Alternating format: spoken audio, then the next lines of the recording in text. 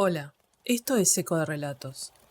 Hoy leeremos El Hobbit de J.R.R. Tolkien. Capítulo 9. Barriles de contrabando.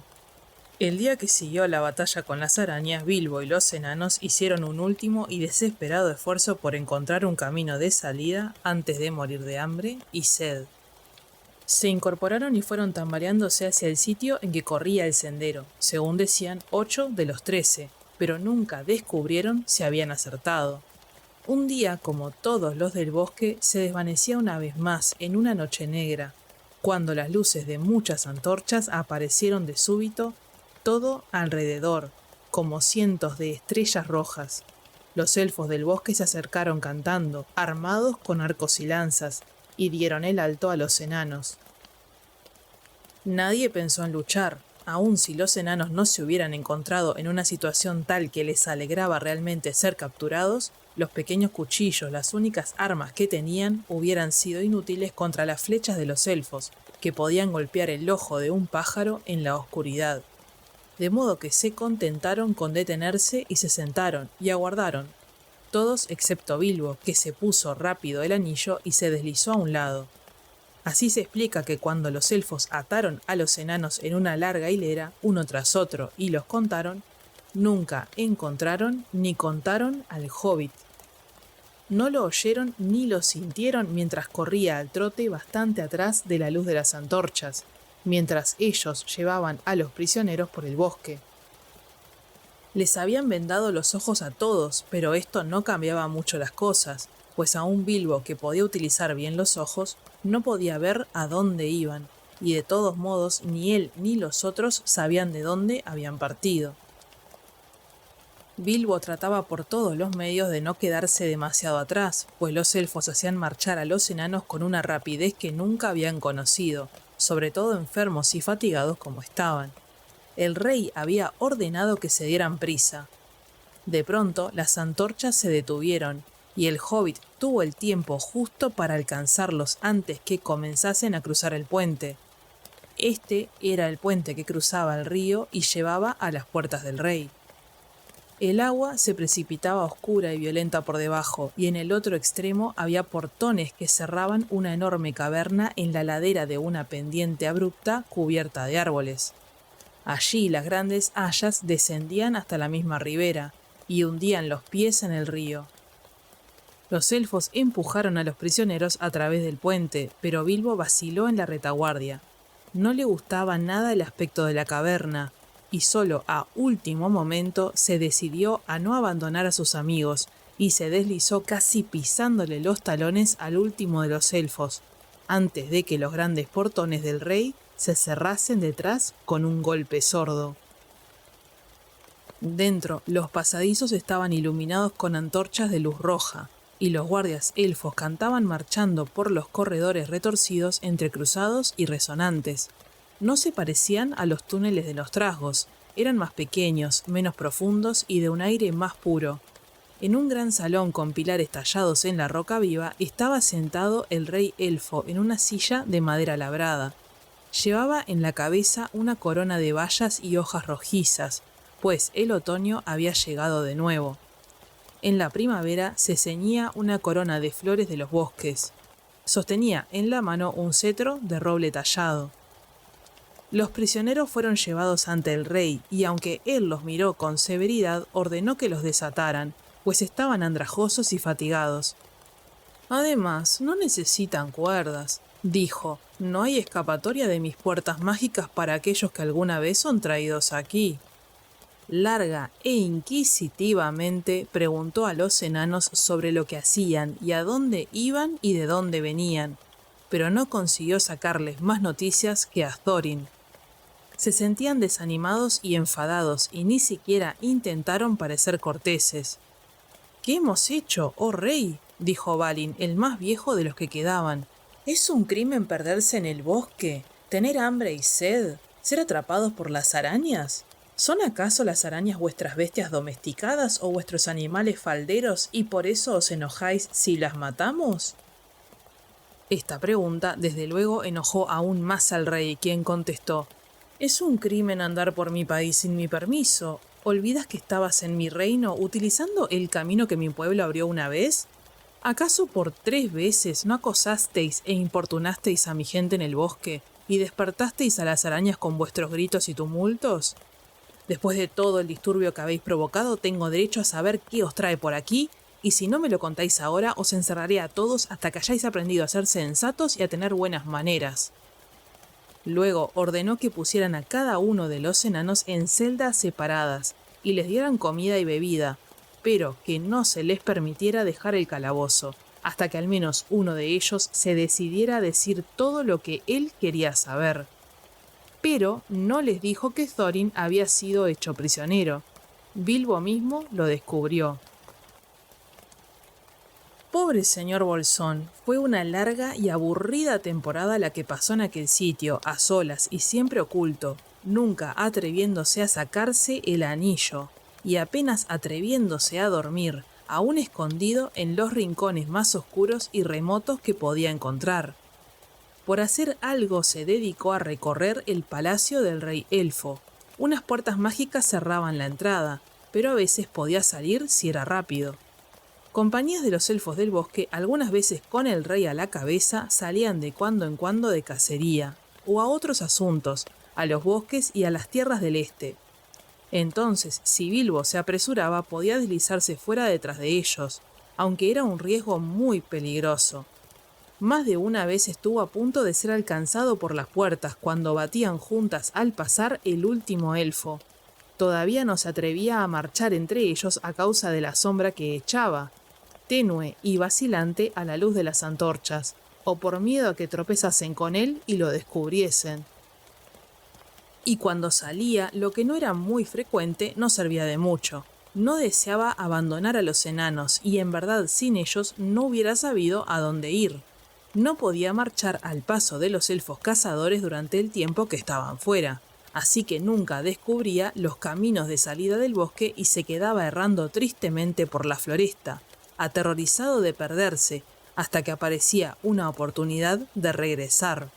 Además, pasaba hambre fuera, pues no era cazador, mientras que en el interior de las cavernas podía ganarse la vida de alguna forma, robando comida del almacén o la mesa cuando no había nadie a la vista.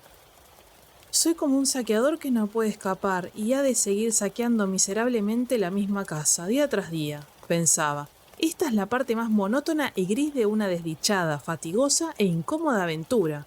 Desearía estar de vuelta en mi agujero hobbit junto a mi propio fuego y a la luz de la lámpara. A menudo deseaba también enviar un mensaje de socorro al mago, pero aquello, desde luego, era del todo imposible. Y pronto comprendió que si algo podía hacerse, tendría que hacerlo él mismo, solo y sin ayuda. Por fin, luego de 1 o 2 semanas de esta vida furtiva, observando y siguiendo a los guardias y aprovechando todas las oportunidades, se las arregló para descubrir dónde estaban encerrados los enanos. Encontró las 12 celdas en sitios distintos del palacio, y al cabo de un tiempo consiguió conocer el camino bastante bien. ¿Cuál no sería su sorpresa cuando oyó por casualidad una conversación de los guardianes y se enteró de que había otro enano en prisión en un lugar especialmente profundo y oscuro? Adivinó enseguida, por supuesto, que se trataba de Thorin, y descubrió al poco tiempo que la suposición era correcta. Por último, después de muchas dificultades, consiguió encontrar el lugar cuando nadie rondaba, y tener unas palabras con el jefe de los enanos. Thorin se sentía demasiado desdichado para que sus propios infortunios continuaran enfadándolo mucho tiempo, y ya estaba pensando en contarle al rey todo lo del tesoro y la búsqueda, lo que prueba qué deprimido se sentía, cuando oyó la vocecita de Bilbo en el agujero de la cerradura. No podía creerlo. Pronto, sin embargo, entendió que no podía estar equivocado y se acercó a la puerta y sostuvo una larga y susurrante conversación con el hobbit al otro lado. Así fue como Bilbo fue capaz de llevar en secreto un mensaje de Thorin a cada uno de los otros enanos prisioneros, diciéndoles que Thorin, el jefe, estaba también en prisión, muy cerca, y que nadie revelara al rey el objeto de la misión, no todavía, no antes que Thorin lo ordenase. Pues Thorin se sintió otra vez animado al oír cómo el hobbit había salvado a los enanos de las arañas, y resolvió de nuevo no pagar un rescate, prometiéndole al rey una parte del tesoro, hasta que toda esperanza de salir de allí se hubiese desvanecido. En realidad, hasta que el extraordinario señor Bolsón Invisible, de quien empezaba a tener en verdad una opinión muy alta, hubiese fracasado por completo en encontrar una solución más ingeniosa. Los otros enanos estuvieron por completo de acuerdo cuando recibieron el mensaje. Todos pensaron que las partes del tesoro que les tocaban, y de las que se consideraban los verdaderos dueños a pesar de la situación en que se encontraban ahora y del todavía invicto dragón, se verían seriamente disminuidas si los elfos del bosque reclamaban una porción, y todos confiaban en Bilbo. Exactamente lo que Gandalf había anunciado, como veis. Tal vez esa era parte de la razón por la que se marchó y los dejó. Bilbo, sin embargo, no se sentía tan optimista, no le gustaba que alguien dependiera de él, y deseaba que el mago estuviese al alcance, pero era inútil. Quizás estaban separados por toda la oscura extensión del Bosque Negro. Se sentó y pensó, hasta que casi le estalló la cabeza, pero no se le ocurrió ninguna idea brillante. Un anillo invisible era algo de veras valioso, aunque no de mucha utilidad entre 14. Pero desde luego, como habréis adivinado, al final rescató a sus amigos, y así es como sucedió. Un día, mientras curioseaba y deambulaba, Bilbo descubrió algo muy interesante. Los grandes portones no eran la única entrada a las cavernas.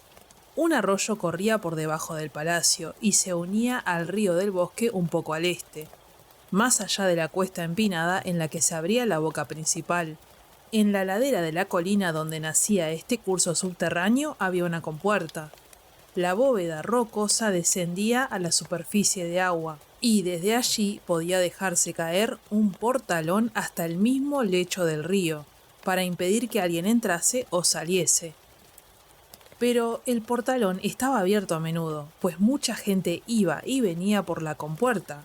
Si alguien hubiese llegado por ese camino, se habría encontrado en un túnel oscuro y tosco que se adentraba en el corazón de la colina. Pero debajo de las cavernas, en cierto sitio, el techo había sido horadado y tapado con grandes escotillas de roble que comunicaban con las bodegas del rey. Allí se amontonaban barriles y barriles y barriles, pues los elfos del bosque y, sobre todo, el rey eran muy aficionados al vino, aunque no había viñas en aquellos parajes. El vino y otras mercancías eran traídos desde lejos, de las tierras que habitaban los parientes del sur o de los viñedos de los hombres en tierras distantes. Escondido detrás de uno de los barriles más grandes, Bilbo descubrió las escotillas y para qué servían, y escuchando la charla de los sirvientes del rey, se enteró de cómo el vino y otras mercancías remontaban los ríos o cruzaban la tierra, hasta el lago Largo. Parecía que una ciudad de hombres aún prosperaba allí, construida sobre puentes lejos, aguas adentro, como una protección contra enemigos de toda suerte, y especialmente contra el dragón de la montaña. Traían los barriles desde la ciudad del lago, remontando el río del bosque. A menudo los ataban juntos con grandes almadías y los empujaban aguas arriba con pértigas o remos. Algunas veces los cargaban en botes planos.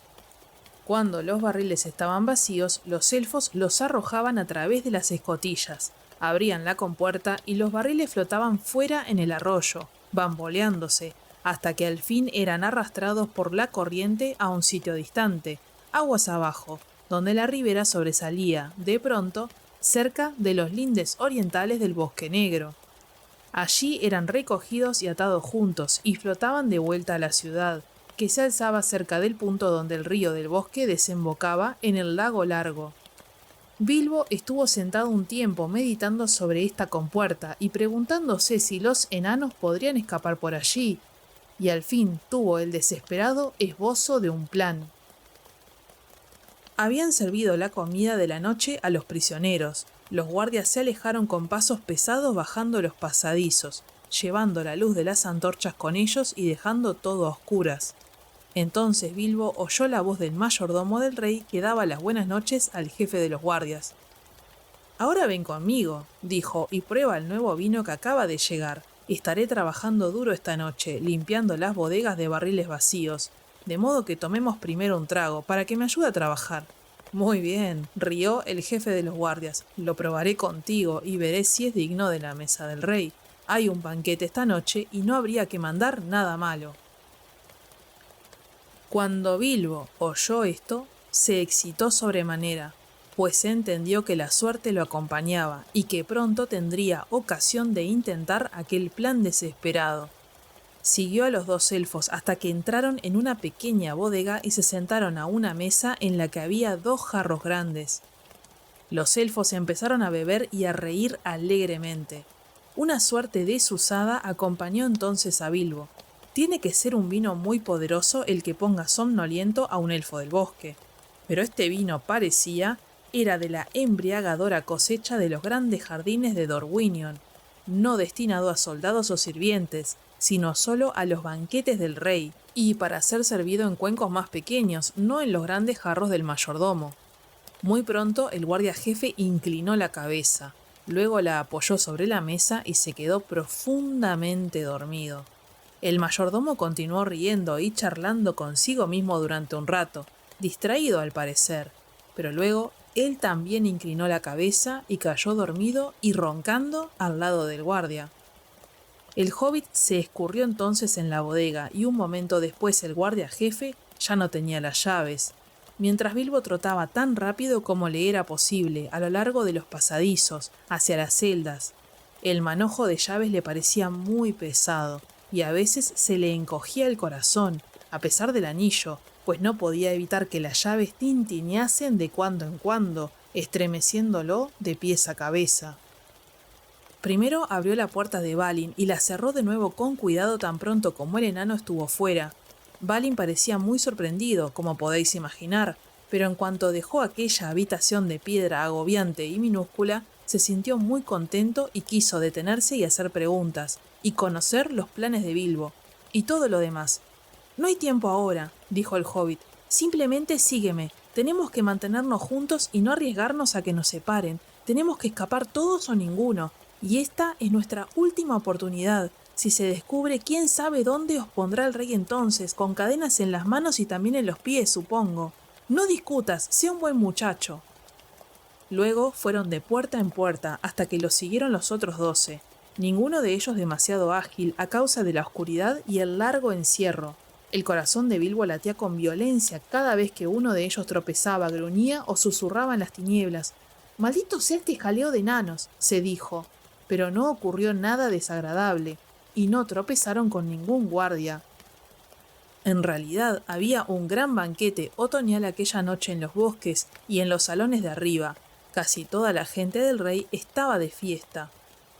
Al fin, luego de extraviarse varias veces, llegaron a la mazmorra de Thorin bien abajo, en un sitio profundo, y por fortuna no lejos de las bodegas. «¿Qué te parece?», dijo Thorin, cuando Bilbo le susurró que saliera y se uniera a los otros. Gandalf dijo la verdad, como es de costumbre. «Eres un buen saqueador, parece, cuando llega el momento. Estoy seguro de que estaremos siempre a tu servicio, ocurra lo que ocurra». «¿Pero qué viene ahora?». Bilbo entendió que había llegado el momento de explicar el plan, dentro de lo posible, aunque no sabía muy bien cómo reaccionarían los enanos. Estos temores estaban bastante justificados, pues lo que él les dijo no les gustó, y se pusieron a refunfuñar y a gritar a pesar del peligro. «Nos magullaremos y nos haremos pedazos y nos ahogaremos también, seguro», dijeron. «Creímos que habías ideado algo sensato cuando te apoderaste de las llaves. Esto es una locura». «Muy bien», dijo Bilbo desanimado y también bastante molesto. «Regresad a vuestras agradables celdas, os encerraré otra vez, y allí podréis sentaros cómodamente y pensar en un plan mejor, aunque supongo que no conseguiré de nuevo las llaves, aun cuando me sintiese con ganas de intentarlo». Aquello fue demasiado para ellos y se calmaron. Al final, desde luego, tuvieron que hacer exactamente lo que Bilbo había sugerido, pues era obviamente imposible buscar y encontrar el camino en los salones de arriba, o luchar y salir cruzando unas puertas que se cerraban por arte de magia, y no era bueno refunfuñar en los pasadizos y esperar a que los capturasen otra vez. De modo que, siguiendo con cautela al hobbit, fueron a las bodegas inferiores. Pasaron ante la puerta de la pequeña bodega donde el jefe de los guardias y el mayordomo todavía roncaban felices con rostros sonrientes. El vino de Dorguiñón produce sueños profundos y agradables. Habría una expresión diferente en la cara del jefe de los guardias al otro día, aun cuando Bilbo, antes de continuar, se deslizó sigiloso y amablemente le puso las llaves de vuelta en el cinturón. Eso le ahorrará algunos de los problemas en que está metido, se dijo. No era mal muchacho y trató con decencia a los prisioneros. Quedarán muy desconcertados. Pensarán que teníamos una magia muy poderosa para traspasar las puertas cerradas y desaparecer. ¡Desaparecer! Tenemos que darnos prisa si queremos que así sea.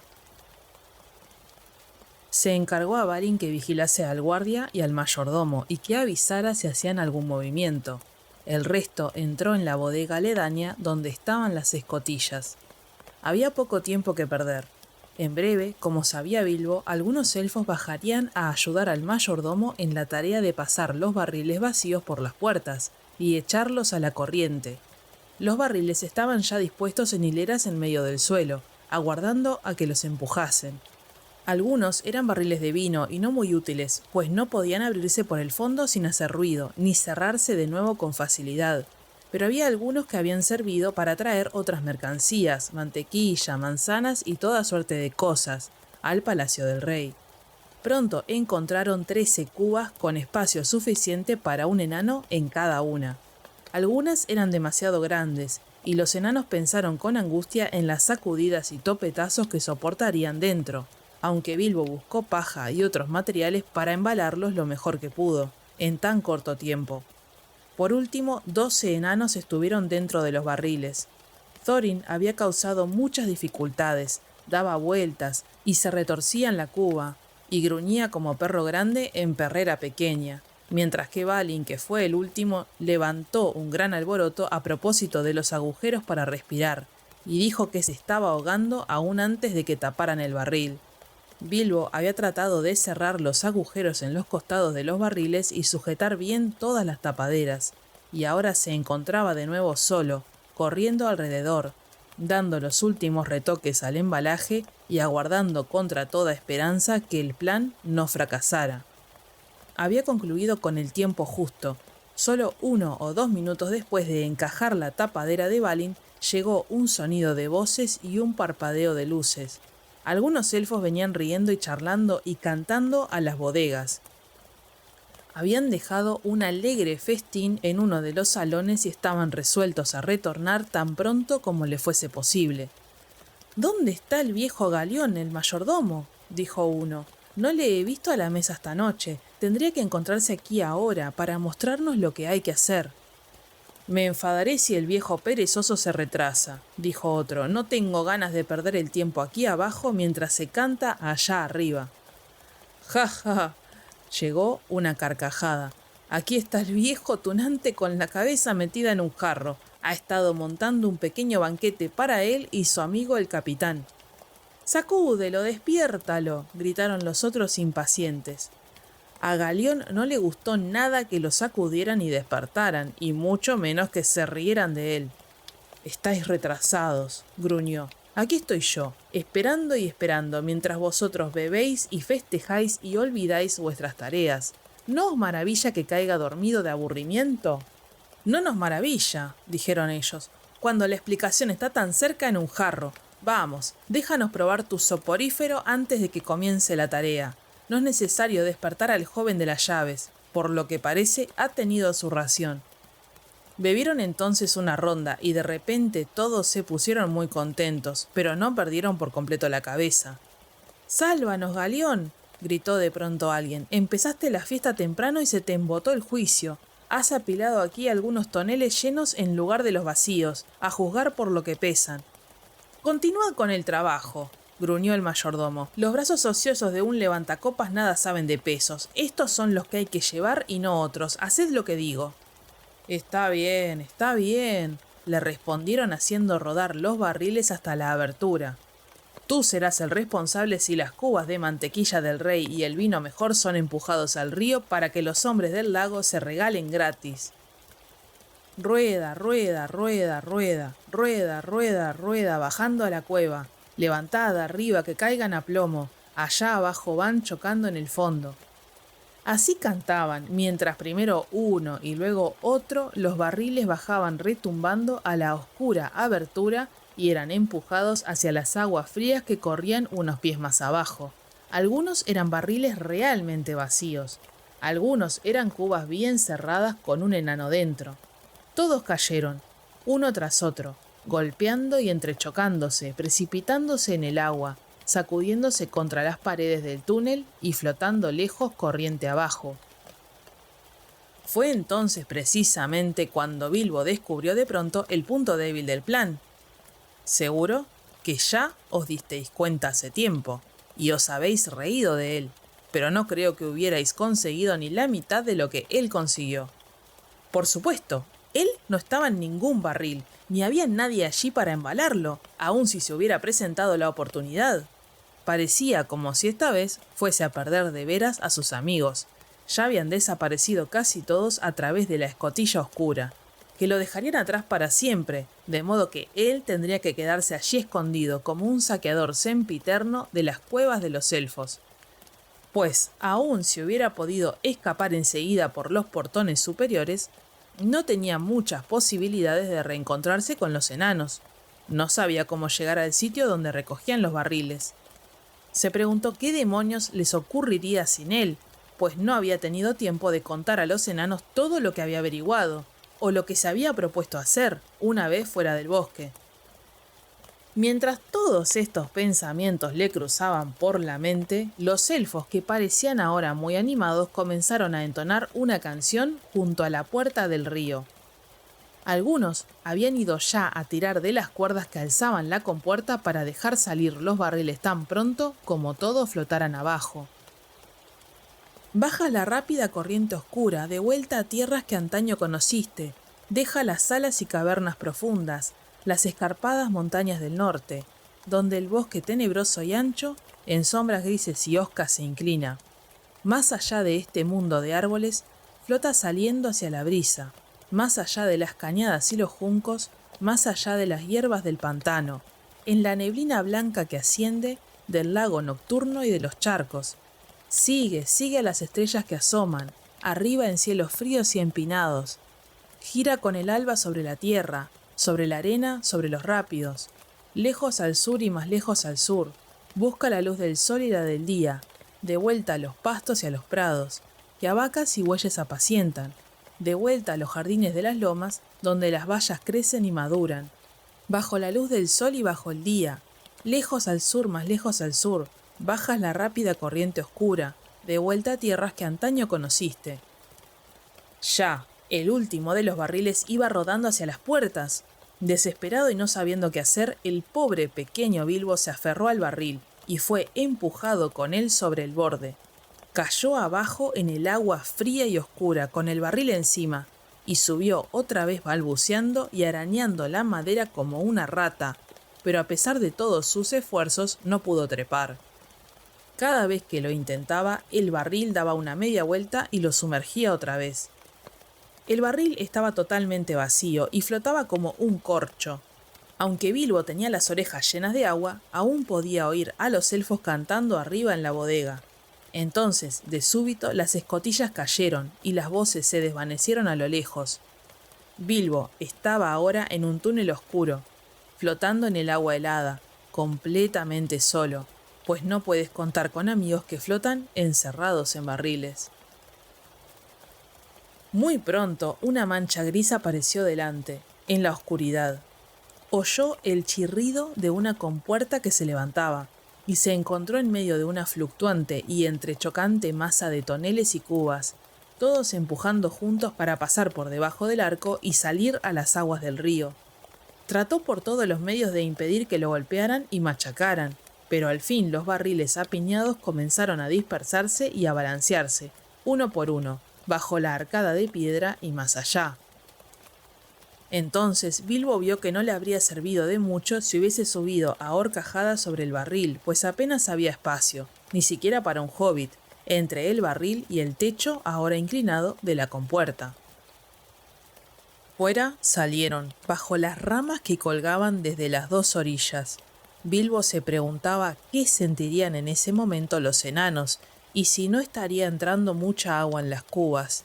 Algunas de las que pasaban flotando en la oscuridad junto a él parecían bastante hundidas en el agua y supuso que llevarían enanos dentro.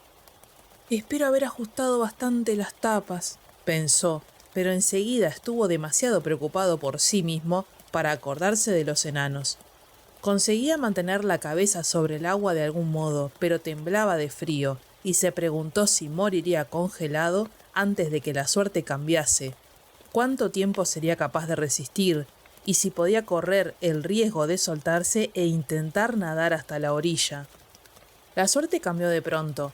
La corriente arremolinada arrastró varios barriles a un punto de la ribera, y allí se quedaron un rato, varados contra alguna raíz oculta. Bilbo aprovechó entonces la ocasión para trepar por el costado del barril apoyado contra otro, subió arrastrándose como una rata ahogada y se tendió arriba, tratando de mantener el equilibrio. La brisa era fría, pero mejor que el agua, y esperaba no caer rodando de repente. Los barriles pronto quedaron libres otra vez y giraron y dieron vueltas río abajo, saliendo a la corriente principal. Bilbo descubrió entonces que era muy difícil mantenerse sobre el barril, tal como había temido, y además se sentía bastante incómodo. Por fortuna, Bilbo era liviano y el barril grande y bastante deteriorado, de modo que había embarcado una pequeña cantidad de agua. Aún así, era como cabalgar sin brida ni estribos un pony panzudo que no pensara en otra cosa que en revolcarse sobre la hierba. De este modo, el señor Bolsón llegó por fin a un lugar donde los árboles raleaban a ambos lados. Alcanzaba a ver el cielo pálido entre ellos. El río oscuro se ensanchó de pronto y se unió al curso principal del río del bosque, que fluía precipitadamente desde los grandes portones del rey. En la móvil superficie de una extensión de agua que las sombras ya no cubrían, se reflejaban las nubes y las estrellas en luces danzantes y rotas. Las rápidas aguas del río del bosque llevaron toda la compañía de toneles y cubas a la ribera norte, donde habían abierto una ancha bahía. Esta tenía una playa de guijarros al pie del barranco, y estaba cerrada en el extremo oriental por un pequeño cabo sobresaliente de roca dura. Muchos de los barriles encallaron en los bajíos arenosos, aunque unos pocos fueron a golpear contra el dique de roca. Había gente vigilando las riberas. Empujaron rápidamente y movieron con pértigas todos los barriles hacia los bajíos, y los contaron y ataron juntos y los dejaron allí hasta la mañana. ¡Pobres enanos! Bilbo no estaba tan mal ahora. Bajó deslizándose del barril y vadeó el río hasta la orilla, y luego se escurrió hacia unas cabañas que alcanzaba a ver cerca del río. Si tenía la oportunidad de tomar una cena sin invitación, esta vez no lo pensaría mucho. Se había visto obligado a hacerlo durante mucho tiempo. Ahora sabía demasiado bien lo que era tener verdadera hambre, y no solo un amable interés por las delicadezas de una despensa bien provista. Había llegado a ver la luz de un fuego entre los árboles, y era una luz atractiva. Las ropas caladas y andrajosas se le pegaban frías y húmedas al cuerpo. No es necesario contaros mucho de las aventuras de Bilbo aquella noche, pues nos estamos acercando ya al término del viaje hacia el este, llegando a la última y mayor aventura, de modo que hemos de darnos prisa. Ayudado como es natural por el anillo mágico, a Bilbo le fue muy bien al principio, pero al cabo fue traicionado por sus pisadas húmedas y el rastro de gotas que iba dejando donde quiera que fuese o se sentase. Y luego se puso a lagrimear, y cuando intentaba ocultarse era descubierto por las terribles explosiones de unos estornudos contenidos. Muy pronto hubo una gran conmoción en la villa ribereña, mas Bilbo escapó hacia los bosques llevando una hogaza y un pellejo de vino y un pastel que no le pertenecían. El resto de la noche tuvo que pasarla mojado como estaba y sin fuego, pero el pellejo de vino lo ayudó y hasta alcanzó a dormitar un rato sobre unas hojas secas, aunque el año estaba avanzado y el aire era cortante. Despertó de nuevo con un estornudo especialmente ruidoso. La mañana era gris y había un alegre alboroto río abajo. Estaban construyendo una almadía de barriles, y los elfos de la almadía la llevarían pronto aguas abajo hacia la ciudad del lago. Bilbo estornudó otra vez. Las ropas ya no le chorreaban, pero tenía el cuerpo helado. Descendió gateando tan rápido como se lo permitían las piernas entumecidas, y logró alcanzar justo a tiempo el grupo de toneles sin que nadie lo advirtiera en la confusión general. Por suerte no había sol entonces que proyectase una sombra reveladora y por misericordia no estornudó otra vez durante un buen rato. Hubo un poderoso movimiento de pértigas. Los elfos que estaban en los bajíos impelían y empujaban. Los barriles, ahora amarrados entre sí, se rozaban y crujían.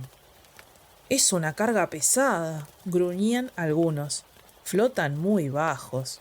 Algunos no están del todo vacíos. Si hubiesen llegado a la luz del día podríamos haberles echado una ojeada», dijeron. «Ya no hay tiempo», gritó el elfo de la Almadía. «¡Empujad!». Y allá fueron por fin, lentamente al principio, hasta que dejaron atrás el cabo rocoso, donde otros elfos preparaban para apartarlos con pértigas, y luego más y más rápido cuando entraron en la corriente principal y navegaron y fueron alejándose aguas abajo hacia el lago. Habían escapado de las mazmorras del rey y habían atravesado el bosque, pero si vivos o muertos, todavía estaba por verse.